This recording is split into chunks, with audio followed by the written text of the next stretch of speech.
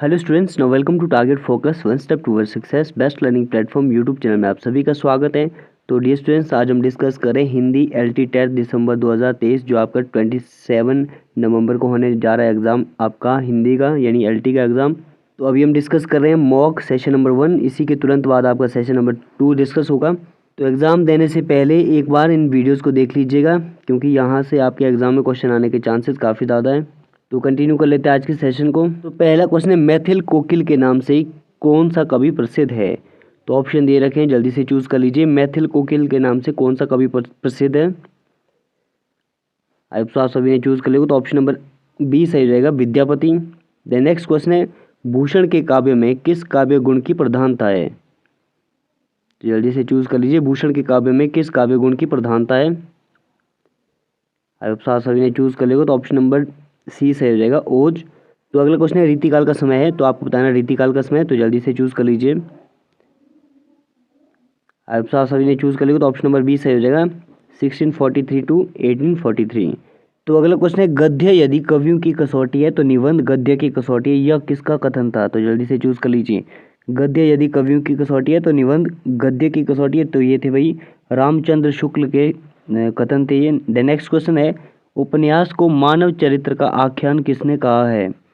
उपन्यास को मानव चरित्र का आख्यान किसने कहा है? तो ये कहा है भाई, उपन्यास को मानव चरित्र का आख्यान कहा है प्रेमचंद ने।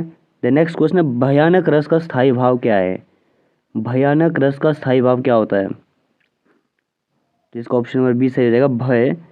नेक्स्ट क्वेश्चन है, निम्नलिखित में से कौन सा उपन्यास प्रेमचंद का नहीं है? तो आपको बताना है इनमें से जो है प्रेमचंद का उपन्यास कौन सा नहीं है? तो ऑप्शन नंबर सी सही हो जाएगा, चित्रलेखा। तो चित्रलेखा जो है प्रेमचंद का उपन्यास नहीं है। नेक्स्ट क्वेश्चन है, हिंदी शब्द किस भाषा की देन है? हिंदी शब्द किस भाषा की देन है? तो ये है भाई फारसी भाषा की देन, ऑप्शन नंबर डी सही हो जाएगा। तो अगला क्वेश्चन है, हिंदी किस एक रूप भाषा का नाम ना होकर एक भाषा परंपरा का नाम है, यह कथन किसका है? क्या क्या बोला है? हिंदी किसी एक रूप भाषा का नाम ना होकर एक भाषा परंपरा का नाम है, ये कथन किसके हैं? तो ये कथन है भाई हजारी प्रसाद द्विवेदी के। अगला क्वेश्चन है, या अनुरागी चित्त की गति समुझे नहीं कोय, ज्यों ज्यों बूढ़े श्याम रंग त्यों त्यों उज्जवल होए। दोहे में अलंकार बताना है आपको, यहाँ पर अलंकार बताना है। तो यहाँ पर अलंकार है भाई विरोधाभास अलंकार, ऑप्शन नंबर डी सही हो जाएगा। अगला क्वेश्चन है, भोजपुरी निम्नलिखित में से कहाँ बोली जाती है? भोजपुरी कहाँ बोली जाती है? तो जल्दी से चूज कर लीजिए। तो भोजपुरी बोली जाती है भाई बनारस, गाजीपुर, गोरखपुर, तो ये बोली जाती है सभी जगह, ऑप्शन नंबर डी सही हो जाएगा। अगला क्वेश्चन है, कैंची किस भाषा का शब्द है? कैंची किस भाषा का शब्द है? तो ये है भाई तुर्की भाषा का शब्द। कैंची किस भाषा का शब्द है? तुर्की भाषा का शब्द। अगला क्वेश्चन है, अवधि का प्रारंभिक रूप किस ग्रंथ में मिलता है? अवधि का प्रारंभिक रूप किस ग्रंथ में मिलता है? तो ये मिलता है भाई पद्मावत में, ऑप्शन नंबर सी सही हो जाएगा, पद्मावत। नेक्स्ट क्वेश्चन, निम्नलिखित राज्यों में अंग्रेजी किसकी राजभाषा है? आपको पता है इनमें से अंग्रेजी किसकी राजभाषा है? तो ऑप्शन नंबर डी सही हो जाएगा। तो इन सभी राज्यों की जो राजभाषा है वो है अंग्रेजी, यानी मिजोरम, मणिपुर, नागालैंड।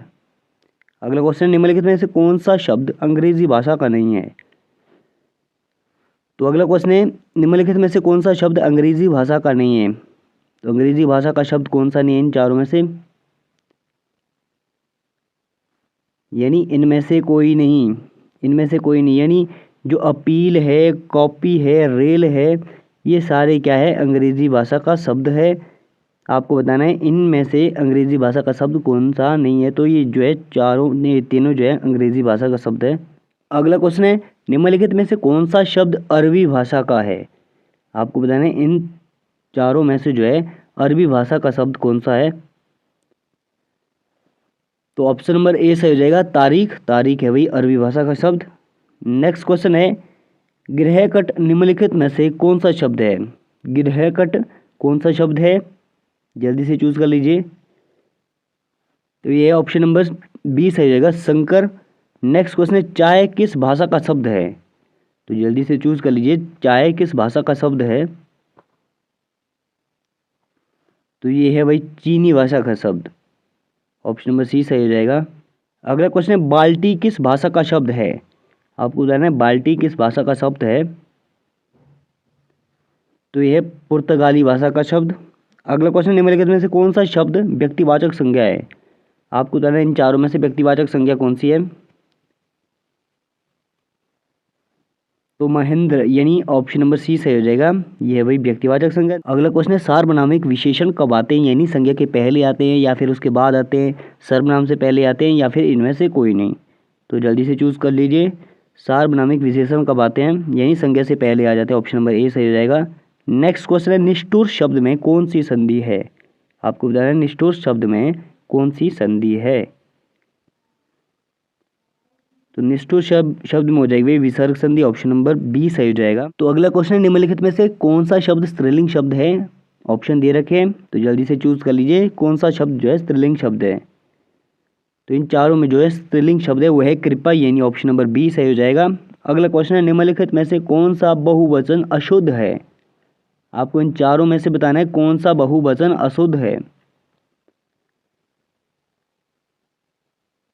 तो ऑप्शन नंबर बी सही हो जाएगा। आदत का आदतन लिखा है, आदत का बहुवचन यहाँ पर अशुद्ध दे रखा है। नेक्स्ट क्वेश्चन निम्नलिखित में से कौन सा शब्द कुशल का पर्यायवाची शब्द नहीं है?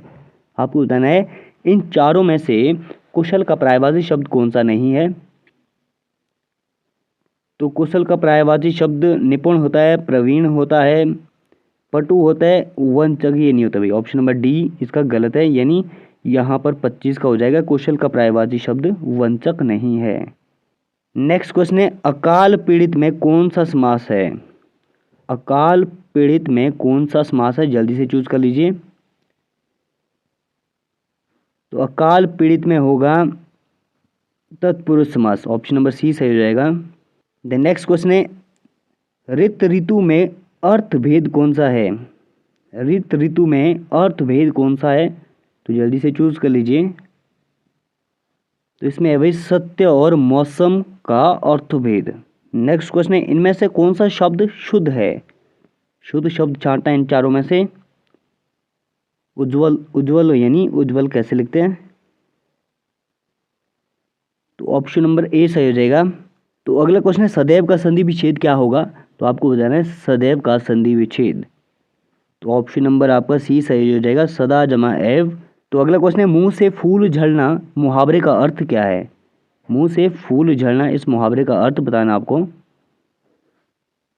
तो इसका हो जाएगा ऑप्शन नंबर डी सही, यानी मीठा बोलना। मुंह से फूल झड़ना, मीठा बोलना। तो इस सेशन में इतना ही करते हैं। तो नेक्स्ट मिलते हैं 5 मिनट बाद अगले सेशन में। तो बने रहिए हमारे साथ।